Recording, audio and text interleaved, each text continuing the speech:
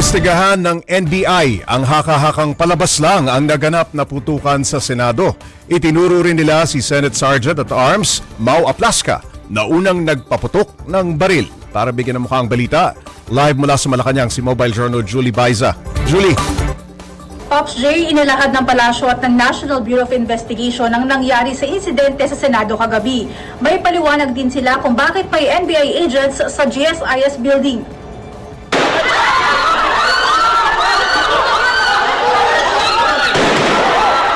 Pasado alas 7 ng gabi nitong Miyerkules, sunod-sunod na putok ng baril ang narinig sa second floor ng Senado.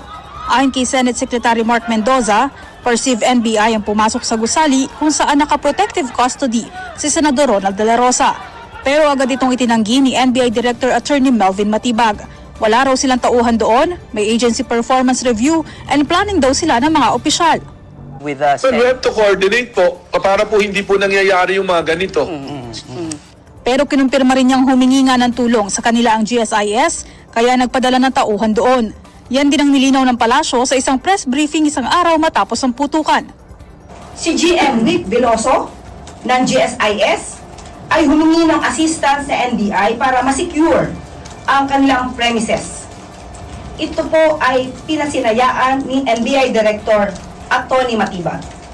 Kaya nagpadala ng NBI agent sa GSIS premises bandang alas 6 ng gabi. So, gusto nating linawin. Una, walang assault na ginawa ang NBI agents sa Senado. Wala raw operasyon para arestuhin si Senador Bato de la Rosa. Itinuro pa ng Malacanang ang Senate Sergeant at Arms at una raw nagpaputok ng warning shot. Pagdating sa bridge sa GSIS premises, tinanong ng USAA ang NBI agent na nakaupo, lamang kasama nga ang isang blue guard ng GSIS. Nagpakilala na NBI agents at nung nagsabi sila ng kanilang pagkakakilanlan, agad nagpaputok ng warning shot si Sergeant at Arms Mau Aplaska. At dahil doon, napilitan ding magpaputok ng warning shot ang NBI agent.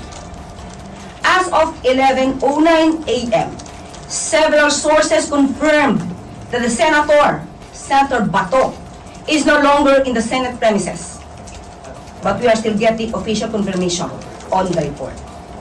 At para po mabigyan tayo ng detalye, makakasama po natin si NBI Director Attorney Melvin Matibag at PNP Chief General Jose Melencio Natates Jr. Magandang Nagpaliwanag naman ng NBI kung bakit nagsagawa ng drilling sa gate ng GSIS premises.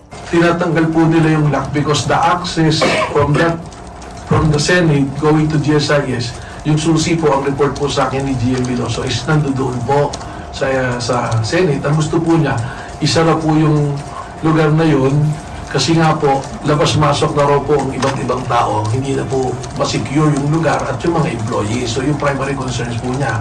Kaya kung makita niyo po yung video drilling, tapos sinarangan po ng mga metal cabinet para hindi po nadaanan na yung lugar po na yun.